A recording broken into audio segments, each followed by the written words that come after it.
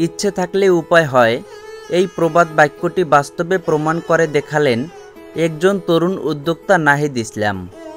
শখের বশে কোয়েল পালন শুরু করলেও তিনি এখন পরিপূর্ণ খামারি। বলছিলাম পটুয়াখালী সদর উপজেলার হেতালিয়া বাদঘাট এলাকার বাসিন্দা মাইনুল ইসলাম স্বপনের ছেলে নাহিদ ইসলামের কথা। 2020 সালে মাত্র 16টি কোয়েল পাখি দিয়ে শুরু করেন এ যাত্রা। তার ইচ্ছে ছিল বাণিজ্যিকভাবে এটা পটুয়াখালীতে শুরু করা। এরপরে 2023 সালে তিনি বাণিজ্যিকভাবে শুরু করেন। আসসালামু আলাইকুম, আমি নাহিদ। আমি আজকে থেকে আরও প্রায় 2020 সালে মাত্র অল্প কিছু পাখি নিয়ে আমি এই যাত্রাটা শুরু করি, মাত্র 16 পিস পাখি দিয়ে। তো আমার একটা ইচ্ছা ছিল যে আসলে এটা বাণিজ্যিকভাবে কিভাবে পটুয়াখালীতে করা যায়, কারণ এখানে কোয়েল পাখি অনেক ছোট, এখান থেকে যে ডিম এবং এর যে মাংস, এটার অনেক উপকারিতা আছে। সো এইসব নানান বিষয় আমি চিন্তা ভাবনা করে তারপরে ভাবলাম যে এটা পটুয়াখালীতে আমি বাণিজ্যিকভাবে শুরু করব। সো এইভাবেই আমার যাত্রাটা আস্তে আস্তে শুরু হয়।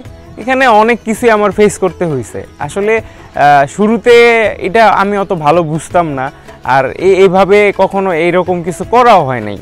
সো একটু একটু করে করতে করতে লাভ লস সবই হয়েছে। তো তারপর থেকে আস্তে আস্তে বাণিজ্যিকভাবে 2023 সালে আমি এটা পটুয়াখালীতে সম্পূর্ণ বাণিজ্যিকভাবে শুরু করি। বর্তমানে তার খামারে কোয়েল পাখি আছে 3500-এর বেশি। তিনি এখন সফল খামারি। নাহিদের এই সাফল্য দেখে বেকার যুবকদের অনুপ্রাণিত করেছে।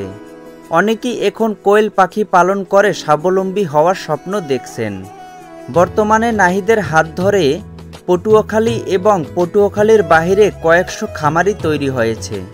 পটুয়াখালী এবং পটুয়াখালীর বাইরে আমার কয়েকশো খামারি তৈরি হয়ে গেছে, এবং আপনার এই যে পটুয়াখালী জেলার আশেপাশে ছোট ছোট অনেক খামারি তৈরি হয়েছে, মার্কেট তৈরি হয়েছে। এবং আপনারা যারা নতুন আছেন, আপনারাও চাইলে এটা শুরু করতে পারেন। এটা আসলে অল্প পুঁজিতে আমি মনে করি আপনারা অল্প কিছু পাখি নিয়ে এটা শুরু করলে একটা ধারণা যখন আপনার ভিতরে হবে, পরবর্তী টাইমে আপনি আপনার জন্য যেভাবে ভালো হয় আপনি এইটা ওইভাবেই বাণিজ্যিকভাবে শুরু করতে পারবেন। বাংলাদেশের আবহাওয়া কোয়েল পালনের জন্য উপযোগী। কম জায়গায় কম খরচে এই খামার গড়ে তোলা সম্ভব। কোয়েল পালনের মাধ্যমে পুষ্টির ঘাটতি পূরণ, কর্মসংস্থান সৃষ্টি ও অর্থনৈতিক উন্নয়নে বড় অবদান রাখা সম্ভব। খামার সেক্টরটা হয়েছে এমন, এখানে আপনি হিসেব নিকেশ করে কিছু করতে পারবেন না।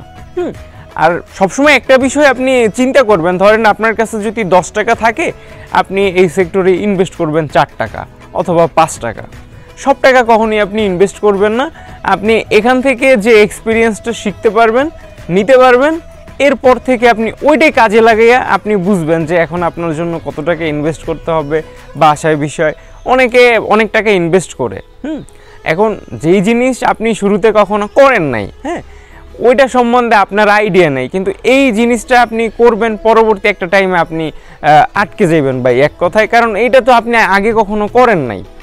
এখন বিষয়টা হইল কি, আপনাদের যার যেরকম সামর্থ্য আছে, আপনারা 10,000 বা 5,000 টাকা দিয়েও আপনারা এটা শুরু করতে পারেন।